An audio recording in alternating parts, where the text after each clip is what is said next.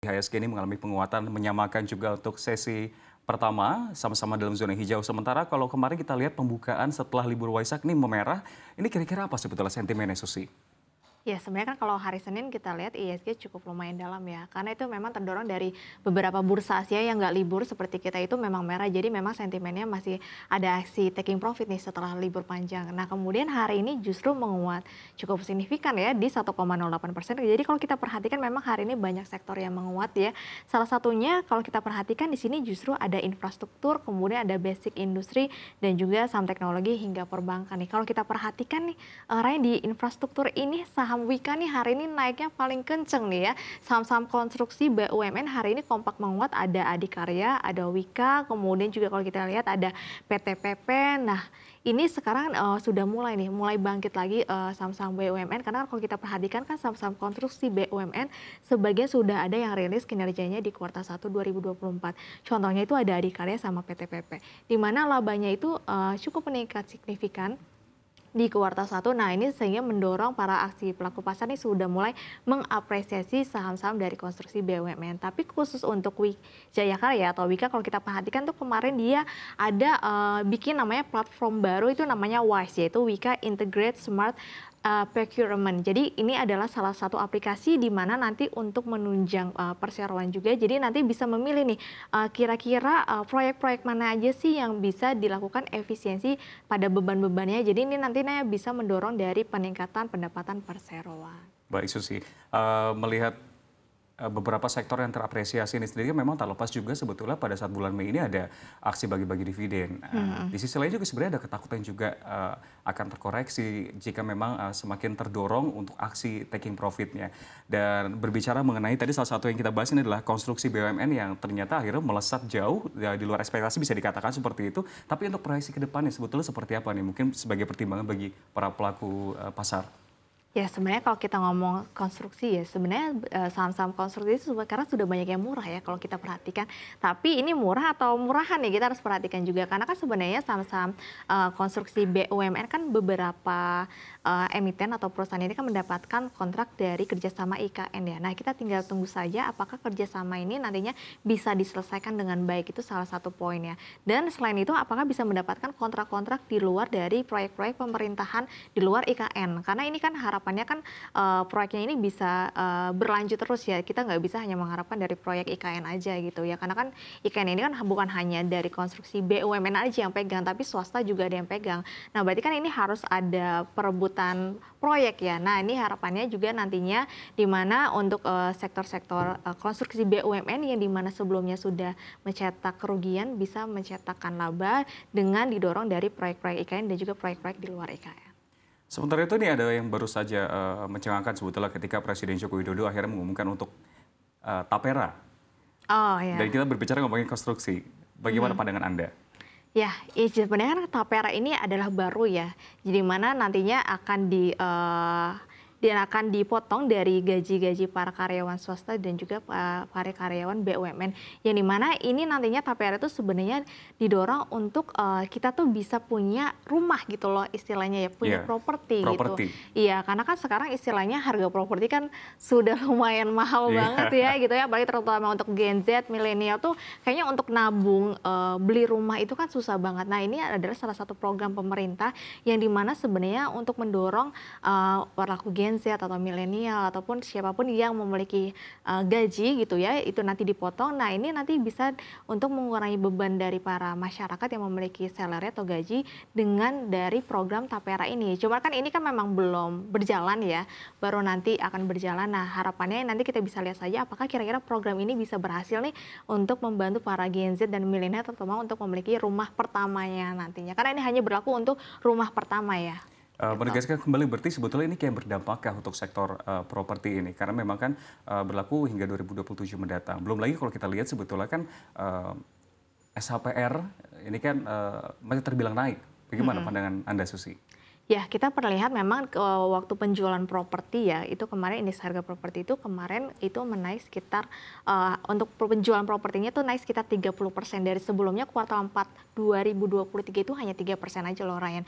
Ini naiknya sudah cukup signifikan, apalagi nanti dengan adanya Tapera memang diharapkannya ini bisa mendukung sektor properti bisa lebih lebih tinggi lagi. Karena kalau kita perhatikan di kuartal 1 saham-saham sektor properti itu sudah mencatatkan laba yang lebih baik dibandingkan kuartal-kuartal sebelumnya. Nah, harapannya dengan program pemerintahan yang baru ini bisa memudahkan para pemilik gaji gitu ya yang belum memiliki rumah bisa memiliki rumah nantinya. Dan otomatis ini akan menjadi sentimen positif untuk properti. Cuman saya memang hari ini belum terapresiasi karena kan ini belum berjalan. Kita lihat programnya nanti ketika sudah berjalan. Kapan kira-kira pandangan Anda ini mulai akan terapresiasi? Sebenarnya paling mulai terapresiasi adalah ketika pertama Bank Indonesia menurunkan suku bunga dulu. Nah, itu pertama. Karena kan otomatis ketika suku bunga turun, harga rumah akan bisa jauh lebih efisiensi gitu, lebih efisien atau lebih murah. Karena ketika suku bunga tinggi juga otomatis kan tingkat kredit kan juga tinggi gitu ya. Nah, jadi ketika nanti BI sudah memberikan pemangkasan suku bunga, ini sudah salah satu poin positif. Nah, kemudian kalau Tapera nanti berjalan dengan baik, nah ini otomatis juga bisa mendorong di sektor properti. Jadi harus ada dua poin ini, BI menurunkan suku bunga dulu, kemudian yang kedua Tapera berjalan dengan baik dan tidak ada istilahnya penolakan gitu ya dari masyarakat karena kan sekitar 3%-an ya potongannya ya. Menurut saya ini cukup lumayan juga sih untuk mengurangi gaji juga terutama untuk kita para karyawan nih.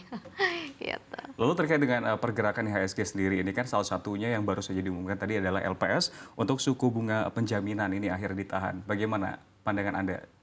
Ya sebenarnya kalau kita ngomong LPS ini kan akan berpengaruh terhadap sektor perbankan gitu ya. Tapi sebenarnya kalau perbankan yang memiliki likuiditas yang cukup mumpuni gitu ya, seperti bank-bank big cap seharusnya ini nggak terlalu berpengaruh banget karena sebenarnya pertumbuhan kredit perbankan kita tuh masih cukup baik Ryan. Kita tuh masih tumbuh sesuai target BI di 10 hingga 12%. Terakhir di bulan kemarin aja kita tumbuh sekitar 12%-an. Harusnya ini untuk yang memiliki bank-bank likuiditas yang cukup besar harusnya ini tidak terlalu berpengaruh terhadap pembatasan LPS tersebut. Baik, terbilang aman dan kita melihat memang ini untuk big cap, saham-saham big cap ini kompak berada dalam zona hijau. Tapi di sisi lain ini menarik Susi, karena kalau kita lihat di sektor energi berkebalikan, bukan bisa dikatakan berkebalikan sih, justru malah cenderung bervariasi. Ada yang merah, ada yang hijau. Ini apa sebenarnya adanya variasi warna-warna atau zona yang ada di saham-saham ini? Ya sebenarnya kalau kita ngomong batu bara hari ini memang nggak cukup baik ya gitu ya. Karena kan memang batu bara kan levelnya masih bolak-balik di 130-an hingga 140-an. Karena sebenarnya dari sisi permintaannya tuh demand-nya tuh masih cukup rendah gitu dibandingkan tahun-tahun sebelumnya. Tapi kalau kita perhatikan nih Ray, ini ada salah satu sektor yang justru menarik itu adalah dari sektor migas gitu atau dari gas ya, terutama dari gas. Karena kan di mana kemarin tuh Kementerian Perekonomian itu merilis undangan rapat koordinasi di mana akan menentukan harga gas bumi tertentu atau HGBT yang terbaru. Nah, diprediksi ini harga gas ini bisa naik hingga tahun 2025. Otomatis ini bisa mendorong potensial atau kenaikan dari saham-saham gas. Terutama hari ini kalau kita lihat saham-saham gas ada PGAS, kemudian ada PTRO. Hari ini tuh menguat ya yang memang memiliki kapasitas pasar yang cukup besar. Jadi dengan dorongan HGBT yang diprediksi akan naik, harga gas akan naik, otomatis ini akan bisa mendorong dari harga saham dari sektor-sektor di gas sendiri. Tapi poinnya adalah ketika harga gas naik, justru ada beberapa industri yang akan dirugikan seperti petrokimia, kemudian dari industri besi, baja, kemudian ada keramik, ada kaca yang biasanya memang produksinya itu menggunakan gas. Ini bisa berpotensi nanti meningkatkan beban, otomatis bisa mengurangi laba dari perseroan. Baik, kita bergeser ke saham yang lain. Ini sebenarnya saya sudah gatal nih ya, Susi. Ingin bertanya soal salah satu saham yang memang lagi diperbincangkan selama 2 hari terakhir ini akhirnya digembok, Brand. Ya. Tapi di sisi lain sebetulnya kan BRPT justru malah terapresiasi 8%. Ini pandangan Anda bagaimana terkait dengan saham-saham Prayogo Pangestu ini?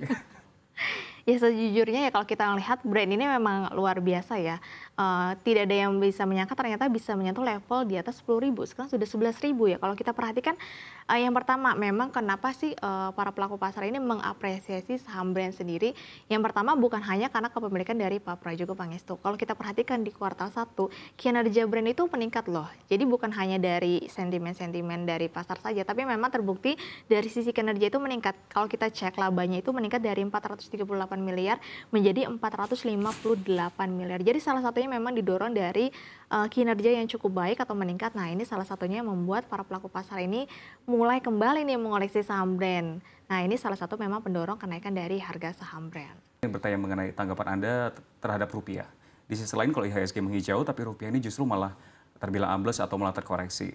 Apa sebetulnya sentimen-sentimen utama terkait dengan tren ini? Ya, sebenarnya kalau kita ngomong rupiah ya, Ryan, ini sebenarnya lebih ke dampaknya dari dampak global ya. Karena kan The Fed sendiri kan kemarin juga sudah melakukan pidato-pidato ya. Jadi kalau kita perhatikan nih, kita rinci sebenarnya dalam pidato tersebut tuh justru di mana The Fed ini yang tadinya ingin memangkas suku bunga 2 kali di tahun ini di bulan September dan juga Desember, justru diprediksi atau dari wacananya itu terbaca bahwa hanya akan memangkas suku bunga 1 kali saja di bulan November 2024. Otomatis kalau misalkan hanya ada 1 kali pemotongan, ini kan otomatis bisa membuat dolar ini makin menguat ya. Otomatis kita sebagai lawannya rupiah ini justru bisa makin tertekan. Jadi salah satunya memang karena dari wacana atau keputusan The Fed yang mengarahkan bahwa hanya ada 1 kali pemotongan suku bunga. Baik, satu pertanyaan selanjutnya nih, menarik karena sebentar lagi kita akan meninggalkan bulan Mei, Susi, dan ada sebuah pepatah atau sebuah ungkapan sebetulnya sell in May and go away. Proyeksi ke depannya seperti apa nih? Iya, sebenarnya kalau kita perhatikan ini tinggal beberapa hari lagi ya, Iya. bulan Mei berakhir ya. Sebenarnya kan kalau kita perhatikan sell in May go away itu sudah terjadi di awal pekan dan juga di minggu kedua di bulan Mei. Itu kan ketika harga saham perbankan terutama ya lagi anjlok-anjloknya banget kan ya. Dan sekarang masih berada di posisi satu way. Jadi sebenarnya itu sudah lewat masanya. Jadi sebenarnya kenapa sih ada sell in May and go away? Karena itu wajar kalau kita perhatikan di bulan Maret, di bulan April itu adalah tanggal-tanggal sektor perbankan, sektor komoditas itu membagikan dividen. Nah, ex date-nya itu ada beberapa yang jatuh di April, ada yang beberapa jatuh di bulan Mei.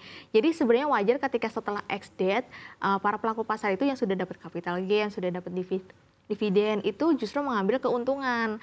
Nah, jadi makanya hal itu mendorong harga saham perbankan, komoditas itu turun ketika para pelaku pasar ini sudah menghasilkan asset taking profit dari setelah mendapatkan dividen. Jadi sebenarnya itu adalah hal wajar. Itu secara track record kita bisa lihat itu biasanya terjadi di bulan Mei memang selalu terkoreksi karena memang ada exit dari pembagian dividen.